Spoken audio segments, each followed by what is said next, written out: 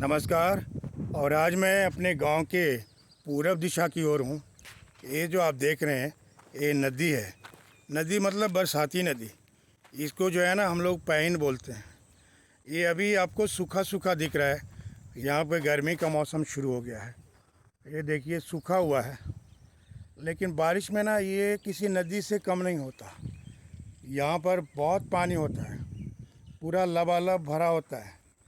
ये जो है ना ये नदी का ही नहीं, ये जो आसपास के जो खेत हैं उसमें भी पानी भर जाता है। ये देखिए खेत, इसकी वजह से ये खेत उपजाऊ है। और ये जो नदी है तो बारिश में इसमें बहुत पानी भर जाता है। अब तो यहाँ पर पुल बना दिए गए हैं। यहाँ पर बाइक अभी पुल से जा सकती है। और हालांकि फोर व्हीलर के लिए अभी सड़क नहीं बनी है। हाँ, दूसरे रास्ते हैं फोर व्हीलर के लिए, लेकिन बाइक और साइकिल जाते हैं, लोग पैदल जाते हैं। ये नदी को मैं इसलिए याद कर रहा हूँ कि जब हम छोटे थे तो हम यहाँ से इसको पार करके पढ़ाई करने जाते थे। काफ़ी दूर था, करीब करीब 3 किलोमीटर, हमारा 3-4 किलोमीटर हमारा स्कूल हुआ करता था। तो इस नदी को में बहुत पानी हुआ करता था। मतलब कई लोग हर बारिश के मौसम में इसमें 2-4 लोगों के गांव और आसपास के लोगों की डूबकर मौत हो जो जाया करती थी। कभी बच्चे, कभी बड़े, कभी महिलाएं। तो इतना ख़तरनाक था नदी। अभी भी है बारिश के समय में, लेकिन अभी लगता है गहराई थोड़ा कम हो गई इसकी।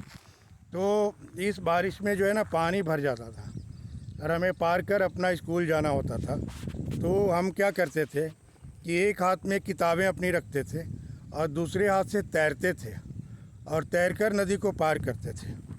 कितना मुश्किल काम होता होगा आप समझ सकते हैं। हालांकि कुछ हमसे बड़े लड़के थे, वो खड़े रहते थे, वो हमारी मदद किया करते थे, लेकिन फिर भी खतरा तो था।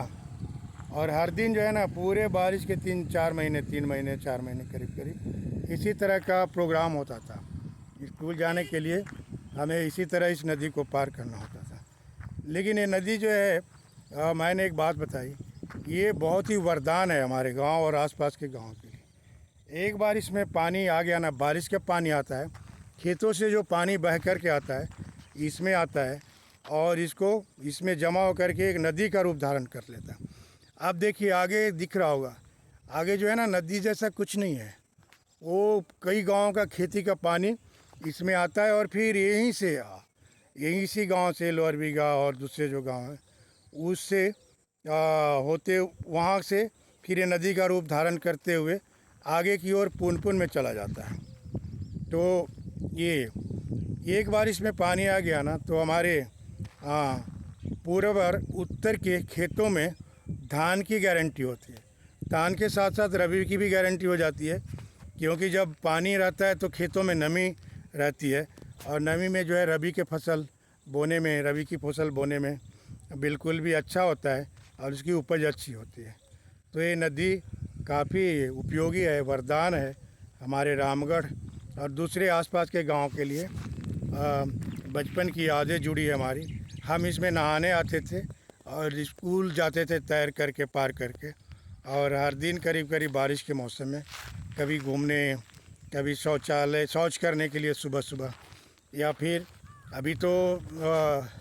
अभी भी आते हैं। हालांकि हमारे घरों में सब लैट्रिन और बाथरूम सबके करीब करीब ज़्यादातर लोगों के बन चुके हैं। फिर भी सुबह वॉकिंग के लिए इधर आते हैं और निवृत्त भी होते हैं कई लोग। तो ये नदी अब मैं बचपन से यादें जुड़ी है इसलिए भी याद किया। और कितना महत्वपूर्ण है आप समझ सकते हैं फसलों के लिए।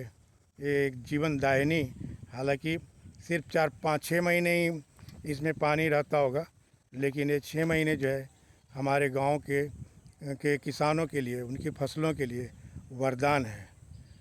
धन्यवाद, नमस्कार।